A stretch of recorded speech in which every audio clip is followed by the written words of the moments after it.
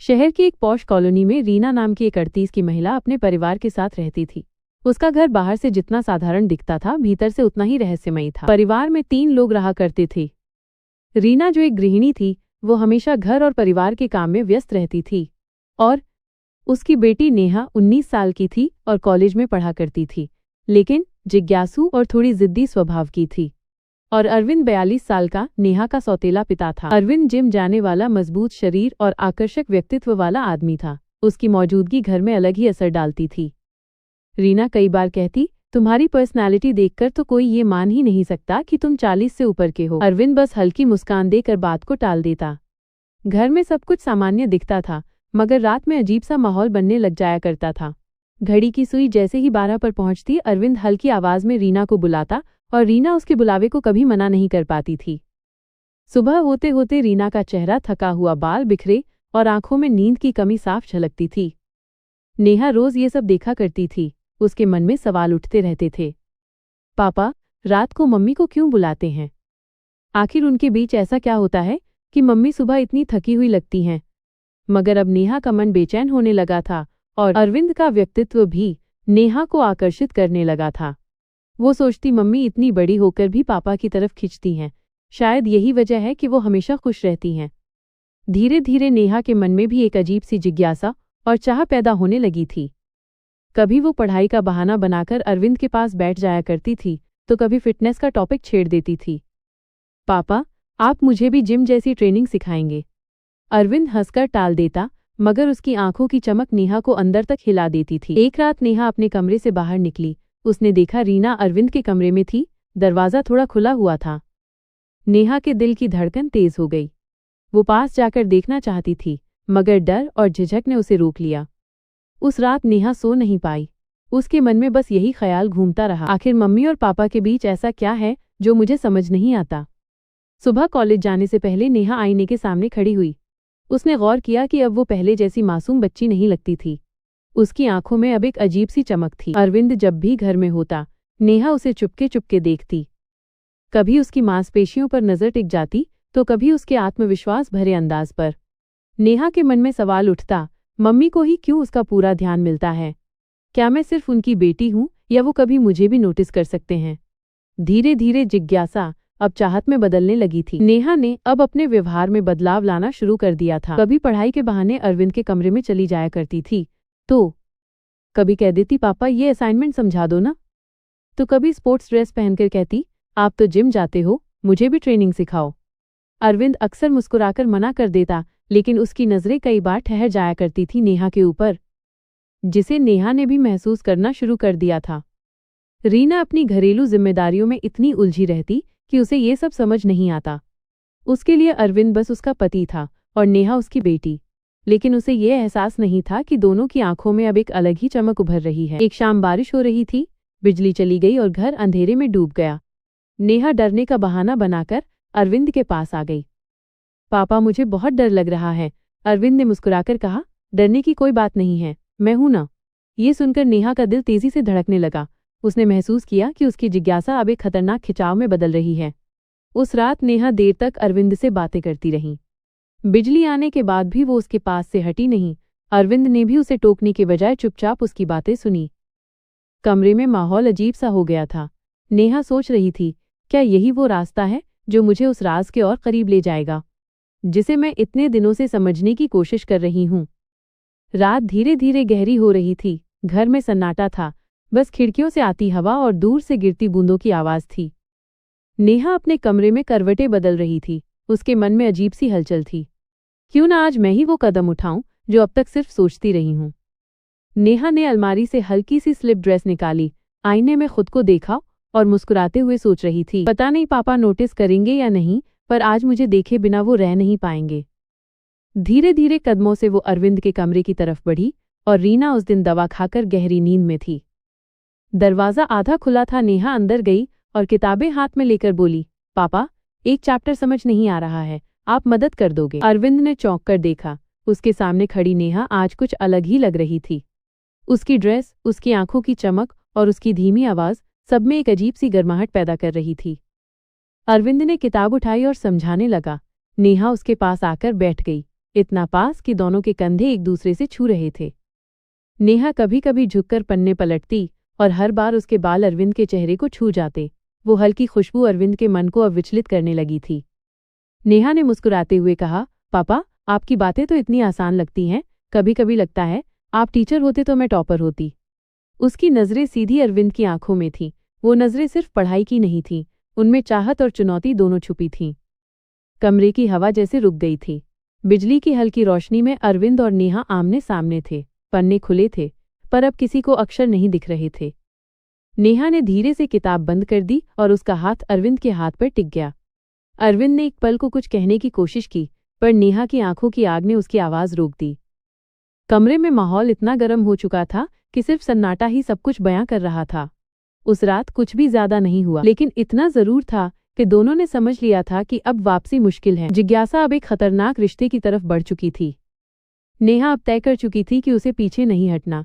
वो जानती थी कि उसके सौतेले पिता अरविंद के मन में भी वही हलचल है, बस इजहार की देरी है। एक रात नेहा ने रीना को दूध में हल्की सी दवा मिला दी। रीना गहरी नींद में डूब गई। फिर नेहा ने आईने के सामने खड़े होकर खुद को देखा। छोटी सी नाइटी, खुले बाल और चेहरे पर मासूमियत के पीछे छुपी नटखट मुस्कान। और वो बुदबुदाई, आज सारी किताबें अरविंद के कमरे में ही खुलेंगी। नेहा किताबें लेकर अरविंद के कमरे में पहुंची। पापा, आज थोड़ा पढ़ाई का प्रेशर है, अगर मैं यहाँ पढ़ लूँ तो आपको दिक्कत तो नहीं होगी। अरविंद हिचकिचाया, लेकिन उसने मना भी नहीं किया। नेहा बिस्तर पर फैलकर बैठ गई। कभी किताब खोलती तो कभी पेन घुमाती और कभी बिना वजह खिंचकर लेट जाती। उसकी हर हरकत में एक डबल मीनिंग छुपा थी, जैसे कह रही हो पढ़ाई तो एक बहाना है, इरादा कुछ और ही है। अरविंद ने उसे समझाने की कोशिश की, लेकिन उसकी नज़र बार बार नेहा की हरकतों पर चली जाती थी। कभी गिरती हुई किताब उठाते वक्त तो कभी झुककर लिखते हुए उसका झूलता हुआ चेहरा। कमरे का माहौल और धीरे धीरे तपने लगा था। बाहर ठंडी हवा थी, मगर अंदर की हवा गर्म थी। नेहा ने अचानक किताब बंद की और बोली, पापा, आप इतने स्ट्रांग कैसे हो? मम्मी तो हमेशा कहती हैं कि आपकी ताकत से कोई नहीं जीत सकता। उसके शब्दों में सीधा मतलब तो कुछ और था, लेकिन छुपा हुआ इशारा अरविंद ने साफ साफ सुन लिया। वो कुछ पल चुप रहा, फिर धीमी आवाज में बोला, नेहा, कुछ बातें किताबों में नहीं लिखी होती, उन्हें समझना पड़ता है। नेहा की आंखों में वही चमक लौट आई। उसने हल्की मुस्कान दी और अरविंद के और पास और आ गई। उस रात अब भी कोई हद पार नहीं हुई, लेकिन उनकी दूरी लगभग खत्म हो चुकी थी।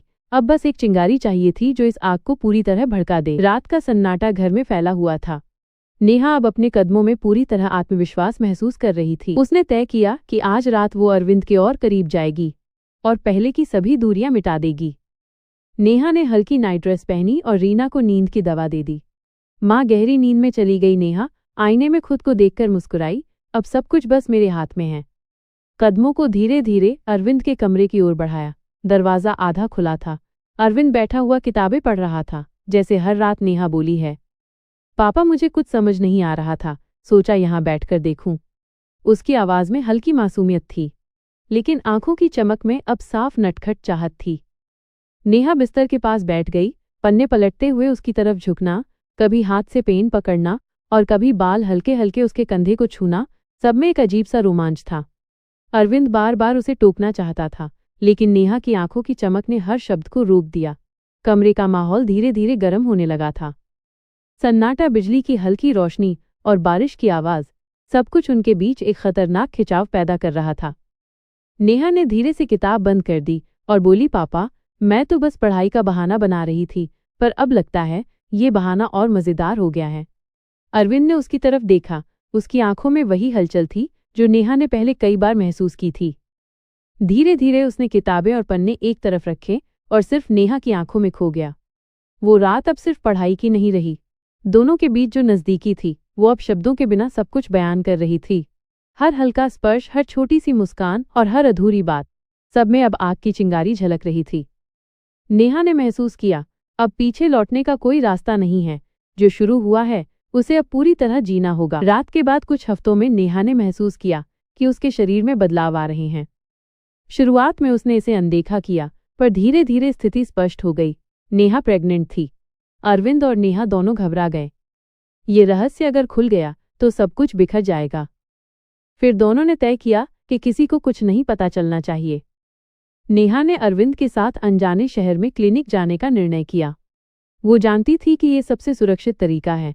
क्लिनिक में नेहा ने सारा प्रोसेस संभाल लिया और अरविंद चुपचाप उसका साथ देता रहा।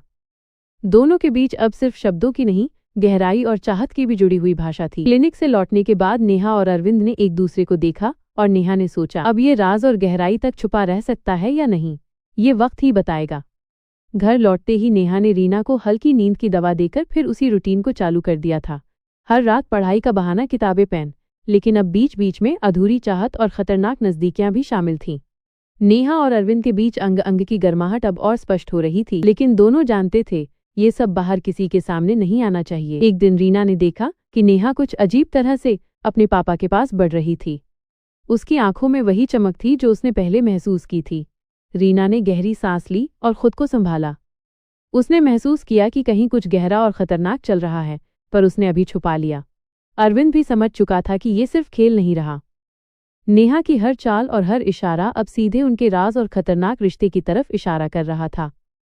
अब रात का सन्नाटा घर में फैला हुआ था।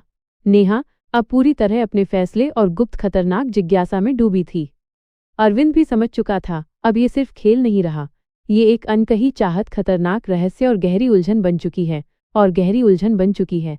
और एक दिन रीना अचानक कमरे में आ गई। उसने देखा नेहा और अरविंद दोनों एक दूसरे के बेहद करीब थे। नेहा की आंखों में न केवल मासूमियत बल्कि साफ, खतरनाक खिंचाव और इशारे थे। अरविंद की नजरें भी केवल पढ़ाई में नहीं बल्कि गुप्त चाहत और हलचल में डूबी थीं। रीना की सांसें थम गईं। उसने चुपचाप देखा और फिर शब्दों के बिना ही सच को समझ लिया। राज अब उजागर हो चुका था। नेहा ने धीरे से कहा, माँ मैं, लेकिन शब्द उसके गले में ही रह गए। अरविंद भी कुछ कहने को था, पर आवाज कहीं खो गई।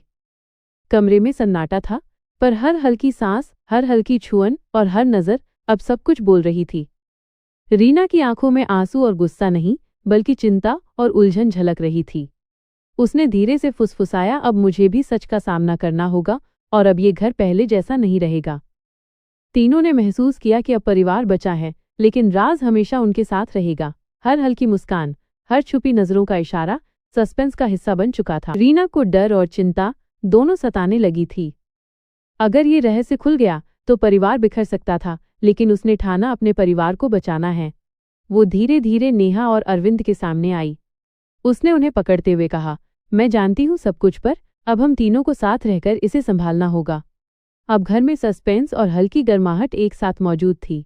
कभी कभी नेहा और अरविंद मजबूर होकर पास आते, लेकिन रीना की निगरानी में सब कुछ नियंत्रित रहता था। लेकिन कमरे के कोने में खड़ी रीना जानती थी, ये रिश्ता अब खत्म नहीं होगा। ये खतरे, चाहत और सस्पेंस का ज्वालामुखी है, जिसे केवल समय ही ठंडा कर सकता है।